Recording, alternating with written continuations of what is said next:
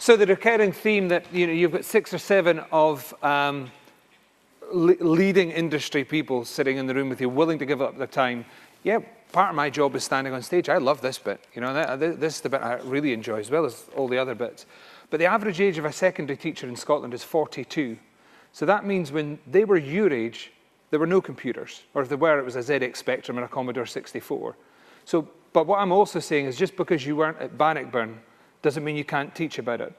But let us support you as an industry. Let us come in and help you as an industry, because we are desperate to fill positions. There is a real shortage of people who want to work right across many industries, but specifically in our industry, we're looking for bright, sharp sparks, and we will try and help you ignite that need to come into our industry. So thank you very much, Phil, for doing that and raising those points there. The next speaker today is Sherry Coutu. If you Google her, I first was aware of you through Wired magazine, which, if you want to broaden your horizons a little bit, it's a little bit Americana, but it's really cool. That and Fast Company are the 2 publications online and the hard copy magazines that I buy at every airport that I sort of transit through. And the history where Sherry has looked at investment, people she wants to invest in and support, and then broaden that right out across the educational sector so she can get really involved and apply her knowledge and expertise, is really quite an interesting story, and hopefully you'll hear some of that today. So please welcome on stage Sherry Coutu.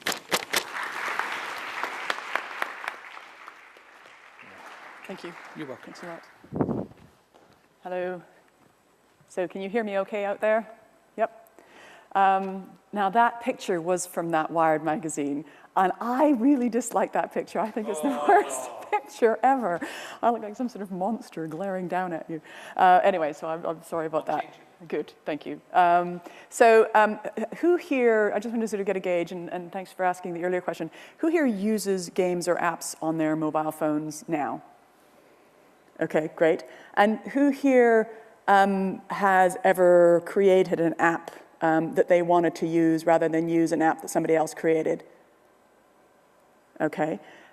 Who here thinks you might be able to do that? Okay, well, I hope to convince you of otherwise afterwards. And who here dreams someday of going to California to, in a single week, visit and hang out at Google, Facebook, and LinkedIn? Who would like that? Good, we're going to have a nice time then. Okay, so I'm going to start with a journey about, I guess, sort of where I came from and why I'm here. So I want you to think big and realize your potential, and it's absolutely related to what everybody else has been speaking about as well. I thought we'd start out with 2 different versions of Prince George. This one here is Prince George that you probably are quite familiar with. This here is a Prince George that you're probably not so familiar with. But it's where I was when I was your age. It's a lumber town in Canada. And if you think it gets cold here, it has 78 frost-free days every single year. That's the frost-free part. And it's not a wonderful place in many ways. Do you see that little tiny star up there on the left-hand side? That's sort of approximately where it is. It's 500 miles north of Vancouver, over there. And obviously that's where we are now, where that other star is. And I spent a bit of time in the US, despite the fact that you probably think I have an American accent. It's very Canadian. I can say out and about in house lots of times, and then you'll realize that it is Canadian. This is my mother, and she was a civil servant. She worked for the government. And she didn't work until I was 7. She took some time out for raising kids. And when she started working, she went as a receptionist in a small medical surgery. And then she worked her way up to being a civil servant. This is my father, and he was a union leader and the sort of guy that literally climbs up telephone poles and puts the wires together. So a technical engineer. He didn't go to university, neither did my mother. This here is a terrible picture, actually, on a really big screen. You realize what a terrible picture you sent in. So I'm sorry, I obviously haven't mastered digital skills yet, but perhaps in the next couple of years I might be able to. This fellow is Dwayne Rubidoux. He was the first person who I had met when I was 17 or 18 who had been to university. Because again, I didn't come from an environment of people who had done that, but I was curious about and really engaged in school and sort of was hungry and loved everything. And so they introduced me to Dwayne Rubidoux, who was a psychologist. And I thought, wow, that's interesting. He was really engaged with what he did, loved it. And I thought, oh, well, maybe I should go to university. Didn't really know anybody who had, and there was nobody in our family who had. But I thought, I might want to do that, because I could be someone like him, and he likes what he does, and that's kind of fun. So I enrolled in university in psychology. And then I wasn't actually very good at psychology, and I actually found it kind of scary. And thank goodness in Canada, they allow you to change your majors. So I started out in one major, did a little bit of work experience in it, found that I didn't really like it very much, and then I was allowed to change. And I changed into economy and political science, which I found more interesting. And this here is a picture of Jean Leponce, who was a teacher of mine, and he made me think a lot bigger than I ever had thought before. And he told me that I should read The Economist, actually. And he said, I can see by the way that you are thinking that you don't think very big. And I was like, oh God, I'm going to fail. And he said, so you need to read this publication, and you need to read it from the beginning to the end so that you can understand that the world of which we're a part is actually very large. And you need to think about larger and bigger things. So I started thinking about larger and bigger things. And then as a result, I ended up going to the London School of Economics, which is what brought me over to this country 30 years ago. And, or I should say, that, yeah. And when I was there, I met this person who was doing a PhD in mentoring. And he was an American, but he had started up, or helped start up more than 70 companies. And 20 of those companies had floated, and he was there reflecting on mentoring and what you needed, I guess sort of now that he was at that point a sort of a billionaire. And he told me that I was an entrepreneur. And you may find it hard to believe, but I'd never heard the word entrepreneur before, and I'd never thought about running a business. And this guy said, you are an entrepreneur. And I went, oh, you were just weird, and I've never heard that word before, so just, yeah, fine, whatever. Sometime after, we did a case study in school, and I studied this woman here, and her name's Steve Shirley, or Stephanie Shirley. And she changed the way that I thought about careers entirely, because she was an entrepreneur, and she was a very practical woman, probably a multitasker. And she talked about how she'd started up a company because she wanted to balance her passion for business and her passion for technology with a family. And so that's what she did. And her company, sort of outsourced. And there were women that worked for it, but they worked in their homes so that they could do lots of computer projects for large companies. And I thought, well, that's really interesting. Maybe I should think a little bit more about technology and IT rather than just the economy or political, political things. So despite the fact that I did a master's at London School of Economics in economics, my first job was as a computer programmer. And it was because of this woman, because I had never really been exposed to it, and I thought that sounds really, really interesting to me.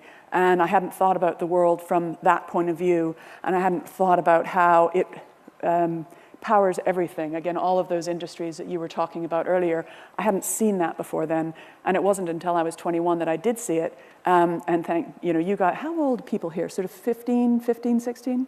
How 15-year-old? 16 years? 17, okay, and 18, okay. So you're ahead. You're ahead of the game, which is really good. So she made me decide that I wanted to be a computer programmer, and I started being a computer programmer, and I kind of liked that. I'm not sure I was a brilliant coder, but I really did enjoy it. It gave me a really good basis for thinking about a lot of things. And after being a computer programmer, I did way more than the minister's 14 jobs, I think. So since then, I've done quite a few things, because I'm really, really old, and I apologize for my age and how uninspirational it must be. But there's a bunch of things. So the LSE, after programming, I went to use databases that I used to program, and that gave me an understanding of how they were used. And then I went off to Harvard Business School and studied a lot of people who had set up their own businesses, 800 in fact, because I still wasn't really sure that guy back earlier was right, that I was an entrepreneur. I thought, well, I'll just study it a little bit and make sure that maybe it is something that I can do. So I studied it a lot, and I came back from business school to the UK and decided I was one, and I was ready to start up my business. And I've started up some businesses. Some of them have done really, really quite well. Some of them have spectacularly not done well. And I don't know what I've learned more from, because you learn a lot from both. And both are important, I think, at informing you as an individual. So some of the things that I do now are these sorts of things. So Cambridge Angels are people who have started up their own companies, who invest in people who are just starting up their own companies. University of Cambridge, I do some things there in the university sphere. Some of the things I do are for profit. And some of the things that I do are giving back. And I think that as individuals over time, you will have some things that you do because you like the business side of it, and you'll have other things you do because you like the impact of it. And I would encourage you to not wait until you're really, really, really old until you start doing the giving back part, because some of the most rewarding things I've ever done are on the giving back part of the side. And I've got some really interesting things to talk about later as well. We've been talking about starting businesses, but I want you to think about this comment here, because it's a really, really important comment, and I think it's one that is sometimes missed. It's not about an idea. It's actually about taking an idea and forming a team and executing on that team, on that idea, so that it actually scales up. So if you talk about competitive advantage and leaving a legacy that really changes the world of which we're a part for the better, then you need to think beyond just the idea. So I hope to leave you with that we should be thinking quite big, think big problems, and solve the big problems. And if you solve the big problems, then you're going to get to scale. A couple of years ago, we started asking people who had gotten their businesses up to 500, 1,000, 2,000 employees and more than $1 billion in valuation, what it was that helps them get there. I'm going to sort of try to impart some of those onto you. But again, it starts with an attitude of thinking big. Something that I quite like is, I know that you're all sort of 16, 17, 18, but bear in mind that the average age of the founder of the fastest 500 growing business is 40. And it's definitely usually not the first business that becomes the fastest growing one. So although you may hear of these rock stars and you'll think, oh, wow, instant success, actually, they've probably iterated a good number of times before they've got the thing that really works. And another thing, people often talk about failure. I don't think of failure as, I almost reject the concept of the word, because what it is it means you're trying hard to do something that's worth doing. It's more like in a science class testing a hypothesis than failing. And we learn from testing hypotheses. And the sin would be not learning from something that didn't work. But really, I mean, it's not failure. You look at Angry Birds. I don't know how many people here have played Angry Birds on their phones. That was the 76th iteration. 75 were failures, or actually no, it was 75 other tries getting it to something that actually worked. But everybody just thinks, oh, what a star. It's like, well, they're a star, and they actually worked hard, and they kept on working hard, and they kept on focusing on what it was that really made people think and engage, and then they got it.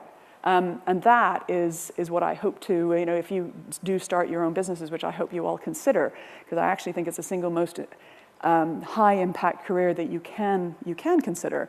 6%, the other things that I didn't know when I was your age, that 6% of companies that there are the ones that drive most of the jobs. And there's some great new stats that of the net new jobs created in this country, 100% of them, 100% of the net new jobs are created by companies less than 5 years old. I had no concept when I was your age that the economy was that dynamic. I didn't know that. But it's an important thing to bear in mind. And also, I know that there weren't any careers officers, I think, that put their hands up in the room. But if you are a careers officer, or you're talking to a careers officer, and your careers officer highlights a company that is more than 5 years old, you might ask them, but are those the companies that are creating jobs? Are those the companies that were referred to earlier? Because those are the companies that you should think about working for, and those are also the companies that you should think of creating yourselves. Lots of people talk about high-tech jobs taking jobs away from other places in the economy.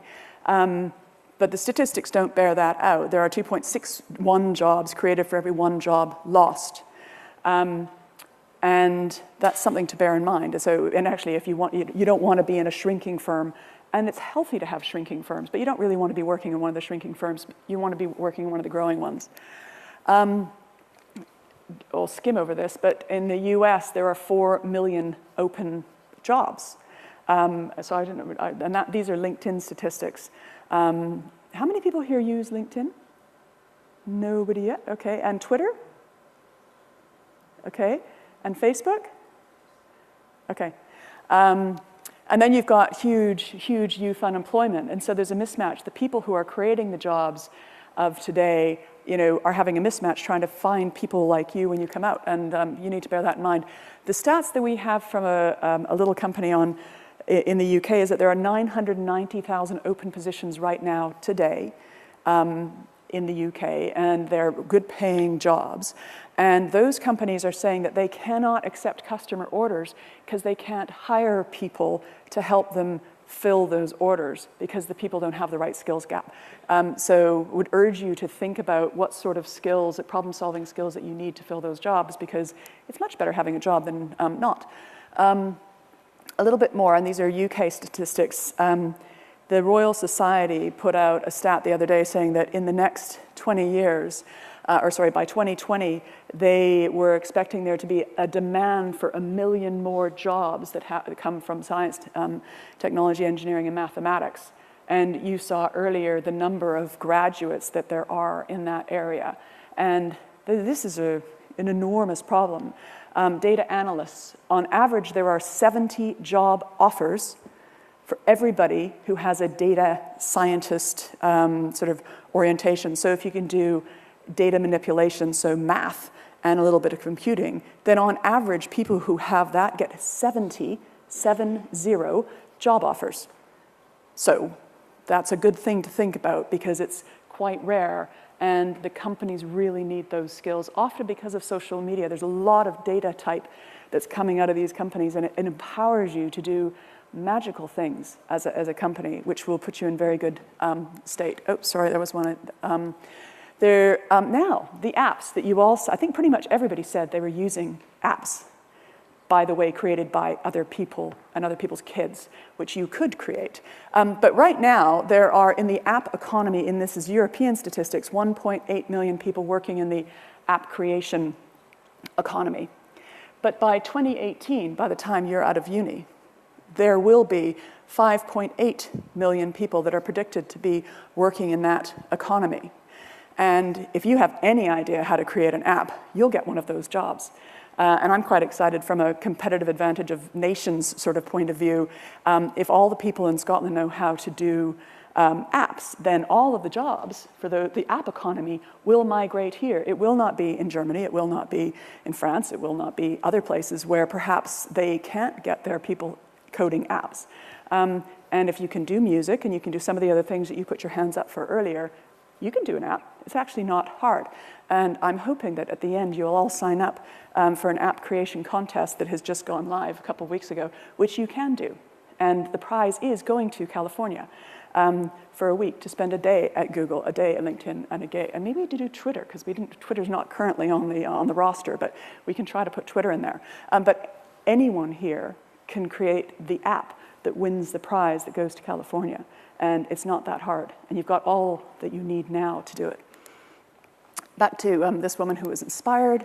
I think it's about role models. I think earlier Karen was asking, the organizer was asking, what's the thing that's really, really important? And it's you understanding that it's people like you that create the apps that you use and create the businesses that are around you that you depend on every single day. It's people like you. It's people like your parents. And I don't think I realized that I was one of those people, or that we were all those people when I was your age. There's Founders for Schools, which is a little philanthropic thing that I founded. Sorry, it's another thing that I founded, but I'm really excited about it. And what we found is that if you put 4 founders, similar to today, talking to kids your age about why they're, the careers that they have done, then after that, really cool things happen so that you actually do want to go work in businesses. And that's for, versus the national average. And then there's there's a sort of a trebling of the percentage of you that suddenly see why what goes on in a classroom with a Bunsen burner might actually be relevant to what you might want to do afterwards and the passions that you hold, but you're not really sure what to do with yet. And those are pretty amazing statistics. And you spoke earlier, Phil, about accepting offers or queries from teachers to invite you into the classroom. Founders for Schools has 7,500 founders who have volunteered to go into the schools around the UK, including Scotland, and between 25 and 50% of them say yes within 72 hours of being asked. So any teacher anywhere in Scotland can ask these role models into your classes, and they can come and talk just like this, but a smaller audience, about this apps you might want to create, the businesses you might want to create, the careers you might want to consider. It's a melding of people from business are more than willing because they are also parents, and it's not that long ago since they were in your seats and students as well. I just got some heroes around the engineering sort of thing. So this is Ramesh Raskar, who's at the MIT Media Lab. And when he was a kid, he used to take cameras apart and try to put them back together. And he did that a lot because he just loved playing with them. And he's still playing with cameras, but now he's gone with the iPhone camera. And he's turned it into a diagnosis, a technology that allows you to diagnose things with your eyes. And his technology is now impacting 1 billion people across the world, because you used to need a machine that was worth £500,000 to diagnose the sort of issues that you had with eyes, but he's created a 17-pound diagnosis machine that any doctor anywhere and any person, if they want, in any community in India or Africa can use, and he's getting entire villages back on their feet because they didn't have that technology before, because those machines didn't exist anywhere on the continent. But now, because he's lowered the cost from £500,000 to £17, he's done that just because he liked playing with cameras. And look at the change that he's had. He's changed 1 billion people's lives. I love him, and I love what they do, and he's now teaching at a university how to do that and inspiring lots of people to play around with cameras, play around with the technology, and solve problems that they're excited about. I'm on the board of Raspberry Pi, and we've just shipped our 4 millionth $25 computer. Has anybody here got a Raspberry Pi? Good, good. This Apathon contest as well, the prizes are also Raspberry Pis.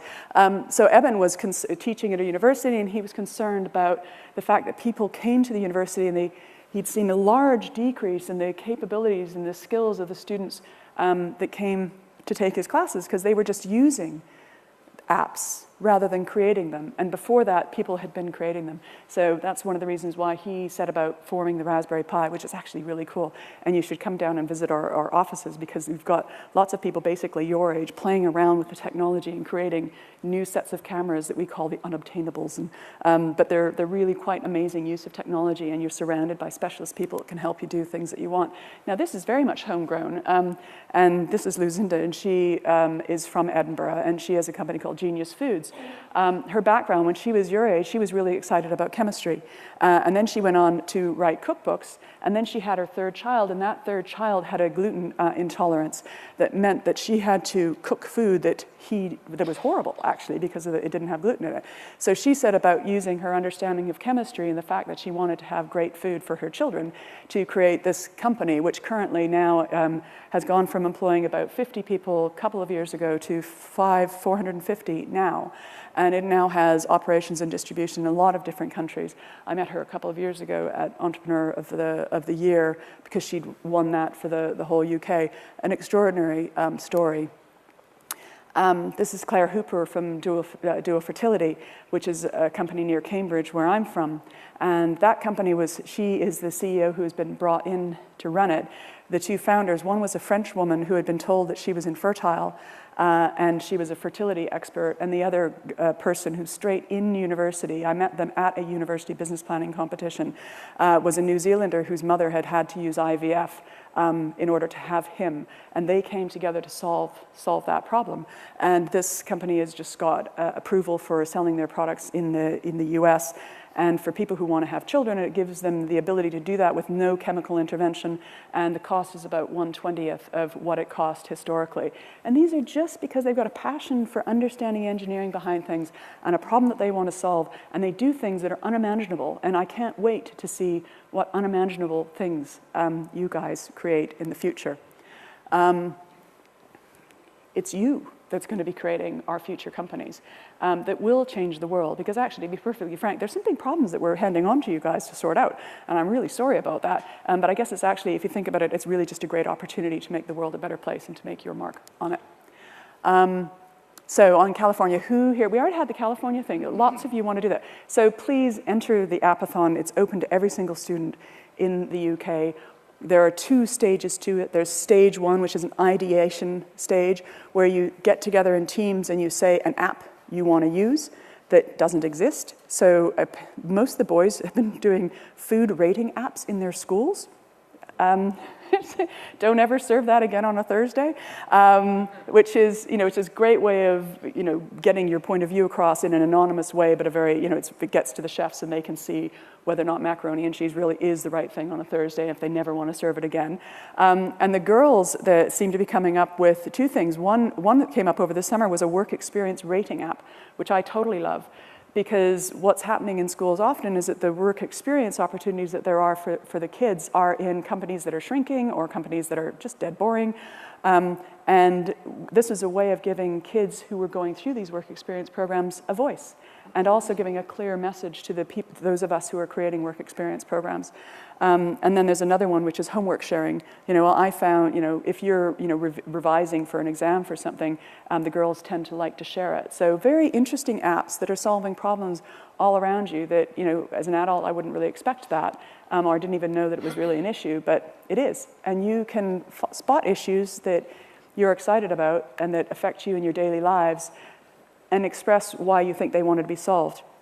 And then it attaches to a university component where those not geeks with hairy bottoms and stomachs that look terrible will come together, and they'll do it not in their garages.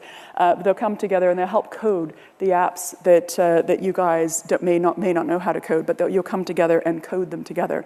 And it's the winners of who wanted the thing done and those who create a prototype over the next couple of months that will win the prize. And we hope to do it every year. We've done it a few years coming. These are the biggest prizes ever that have come together, and I'm really, really excited about the impact. And the skills gap, I think it has a good chance of closing that skills gap. And there we are. How am I doing? Was that out? Probably went over on time. What we're actually going to do, because Sherry's based in Cambridge, and we were planning a Q&A session just now, but because she's not in Scotland full time, the BBC want to pinch you for 20 minutes or so. But hopefully you're pinching Nick for 20 minutes or so, and hopefully you can come back and join the Q&A session at the end of the day. Ladies and gentlemen, Thank you. Well done. That was fantastic. Thank you very much.